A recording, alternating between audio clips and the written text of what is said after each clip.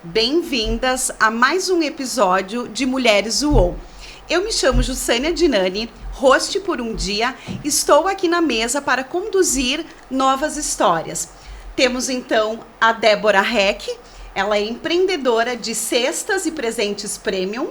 Nós temos a Thaís Kish, que é leiloeira oficial de Santa Catarina, e temos também a Jaqueline Coach, que é administradora e também empreendedora.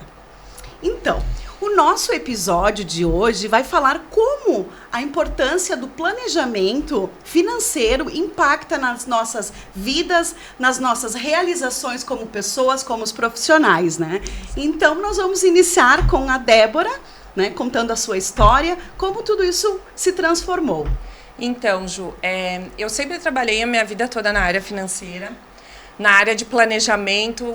Gostei muito dessa questão de como que as coisas vão acontecer dentro de um negócio.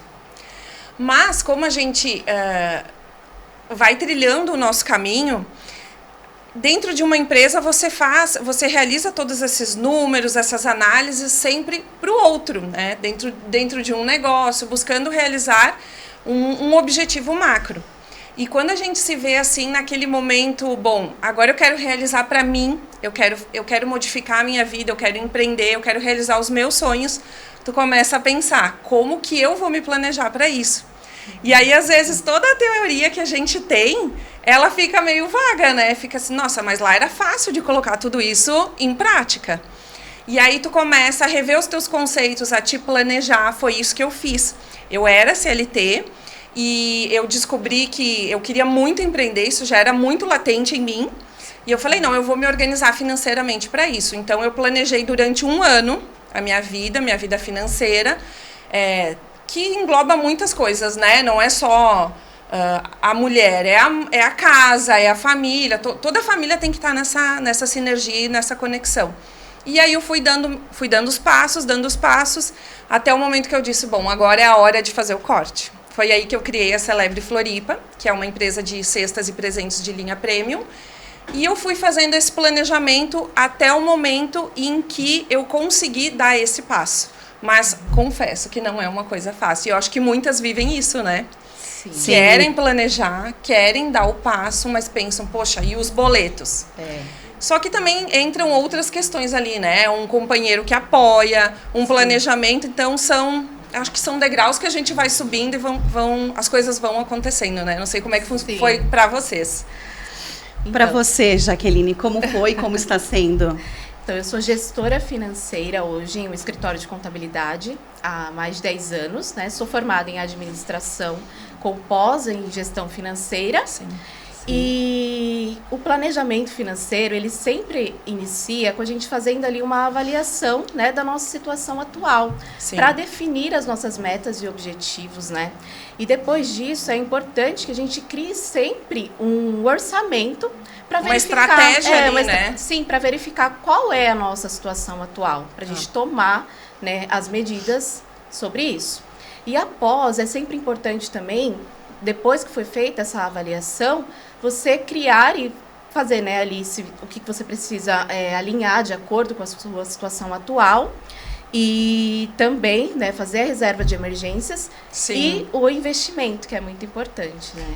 E falando em investimento, né, a gente pode citar aqui o leilão de imóveis como uma boa fonte de investimentos, tanto aí para quem deseja adquirir a sua casa própria ou então para quem é investidor, né? Então, estou justamente aqui falando com mulheres para encorajar, para trazer um pouquinho mais desse assunto de leilões, que é um assunto tão complexo, digamos assim. E masculino, né, Thaís? Exatamente. Então, gente parece que só homem que fala sobre isso, né? Então trazer isso... É um tabu? É um tabu, é uma quebra, né? Exato. Então, desmistificar esse assunto, sim, esse mundo de leilões que parece ser complexo, mas não é. E eu acredito que o leilão, sim, pode ser uma boa fonte de investimento, né? E para mulheres aí conquistarem os seus sonhos e a liberdade financeira, né? Ô, Thaís, deixa eu te fazer uma pergunta, mas pensando nessa questão do planejamento,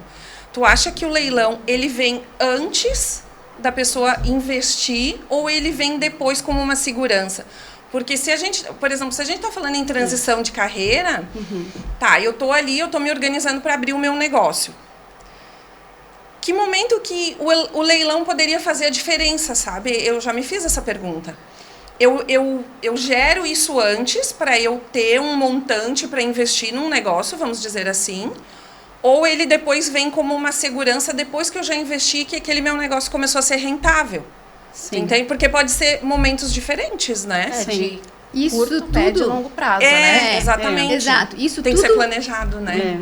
Tudo vai depender do teu orçamento, quanto que você tem. É como se você tivesse que investir em uma renda fixa ou em uma renda variável. É uma fonte de investimento que pode te trazer renda passiva. Por exemplo, você pode comprar imóveis com 50% de desconto, né? Você compra e revende esse imóvel, ou se compra e você pode alugar, onde vai te trazer essa renda passiva. Sim, e talvez essa própria renda consiga investir num negócio. Num outro momento, né? Num outro momento, pode né? estar agregando, né, a parte financeira e conforme o teu bolso, né? Porque acredito que deve ter imóveis de todos os valores, né? Exato. Porque a gente tem aquela ideia de que são só precisa imóveis de com valores muito agregados, né? Exato. E que as pessoas, seres comuns como nós, não podemos ir lá e comprar, ter, né? Mas tem todos os valores, então, Não, Thaís. com certeza. Hoje existem os leilões judiciais e os extrajudiciais. Eu indico para quem está iniciando nesse mundo de leilões, começar com os extrajudiciais, que são aqueles leilões de bancos, né? Derivado de um contrato de alienação fiduciária, onde você consegue aí comprar com, por exemplo, imóveis da Caixa Econômica Federal, com imóveis com uma entrada de 5% e financiar os outros 95%. Tá aí uma outra coisa que a gente tem dúvida. Precisa de todo o valor ou dá para financiar em leilão? É uma boa questão. Então, dá para financiar, acabou de... Exato. Olha que legal, né? Exato. Os imóveis da Caixa Econômica Federal dá para financiar também. Os leilões judiciais as formas de pagamento são uma entrada de 25% e um parcelamento em até 30 vezes, né? Nos leilões extrajudiciais, por exemplo, imóveis da Caixa, pode dar uma entrada de 5% e financiar os outros 95%. Informações bem legais. Informações preciosas. Financeiro, tem muita né? gente que se planeja para comprar o seu primeiro imóvel e não conhece como funciona o leilão, né? Então é muito interessante também. Se abre aí um campo a ser explorado. Exatamente. Bem interessante, né? Quebrar esses paradigmas que nós tínhamos, que eu tinha também, não sei vocês, de que eram só grandes imóveis e que tinha que pagar à vista. E que tem que ter o valor total, então tem toda essa possibilidade de financiamento, de pagamentos. O pagamento à vista você consegue ter 10% de desconto. Sim, tu ainda melhora o cenário. Conforme do teu bolso. Tudo vai depender também do edital e as condições daquele leilão. Né? Sim, porque cada leilão tem as suas regras ali, enfim, né? Exatamente. Ai, que legal, muito válido, né? Muito essas válido, informações. Exatamente, porque a gente tem aquela crença antiga, né? Que, precisa todo valor, ou, deve ser muito difícil, por onde eu começo? Por onde eu começo? Exatamente. E eu como função, né? A minha função, meu papel como leiloeira, ela tem um papel fundamental no processo de leilão. Porque eu que vou conduzir, eu que vou elaborar, o leiloeiro, né, que vai elaborar todo o edital, onde vai ter a descrição do imóvel. Faz isso, Exato.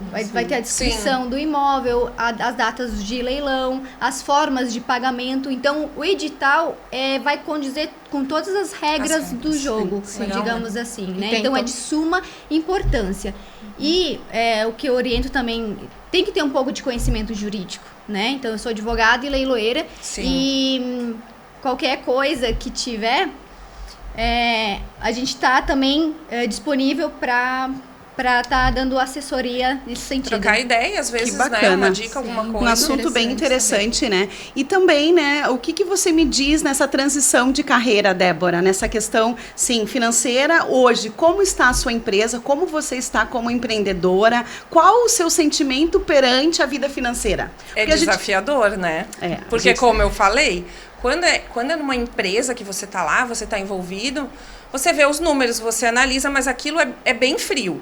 Sim. Porque, né, você volta para sua casa, você vive a sua vida. Essa empresa tá bem, não tá bem, ok. É terceira pessoa, né? É terceira pessoa, mas quando envolve os nossos negócios, e como a gente falou e viu muito, não é só... mecânica é muito emocional, né? Sim. Então, eu tenho feito um trabalho... Por trás disso tudo, tem um trabalho que eu estou fazendo comigo, que é me desenvolver, que é cuidar de mim, cuidar dos meus pensamentos, porque é uma coisa que a gente pode ser sabotado a qualquer momento. Sim. Então, eu me organizo, eu faço a parte técnica, que eu sei como deve ser feita, ok, mas e emocionalmente, como que eu controlo tudo isso? Esse é o meu desafio.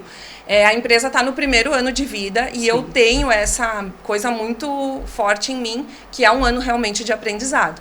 Com então, certeza. Muitas pessoas falam, né, em transição de carreira. Eu acredito muito em expansão de carreira, porque a gente traz a nossa bagagem, né? A gente traz o quem a gente é, tudo que a gente fez, toda a nossa história. E aí a gente pode juntar todo esse conhecimento e colocar ali em prática, em prática. E muitas vezes a gente pensa assim, nossa, eu recebia ordens, eu não entendia aquelas ordens e agora tu pode colocar em prática na tua empresa, né? Em prática e muitas coisas tu vê que faz sentido, né? Sim, bem bacana. Sim. Então, tá bom. Jaque, o que você pode também comentar nessa questão da contribuição das pessoas quererem se organizar financeiramente? Como a gente começa? Sim, é muito importante ali você fazer um orçamento financeiro, né? Coloque, pode ser em planilha ou em caderno, mas comece a se organizar até mesmo para você ver no que você está gastando, o que você pode se organizar, o que você pode cortar para se planejar futuramente, né? Então, é importante a gente começar. Sim, é o que a gente comentou também em alguns outros momentos, de nós também ensinarmos os nossos filhos, né, essa nova geração, sobre a educação financeira, porque eu acho que o Brasil, no modo geral, as pessoas são endividadas, né? Sim. Então nós tivemos alguns Boa exemplos. parte da população.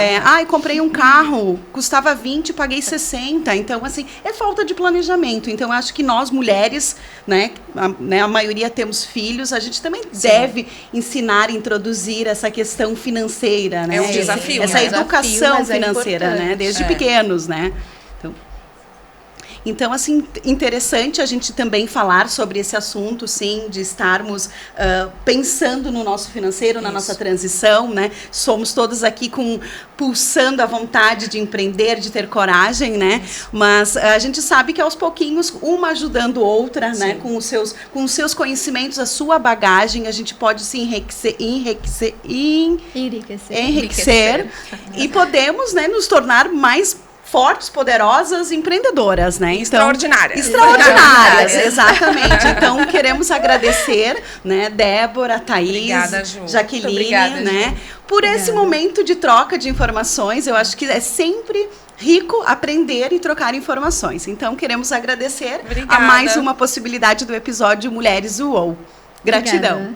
Obrigada.